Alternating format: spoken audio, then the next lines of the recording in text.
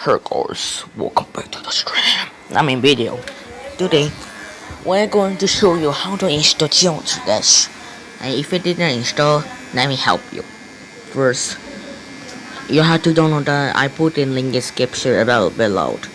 So, let's go install that. First of all, click downloads. And then click install right there. Click install. And then you need to wait. Yep. And then click that one,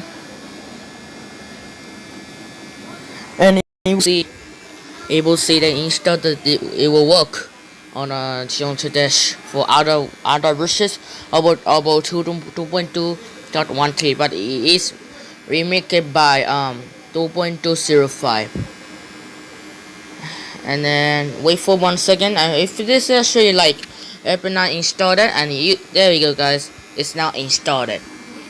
If you need to GODE, and then first go to GODE option, and then you see it's now entered it to the, you can click launch. So thanks for watching, bye bye.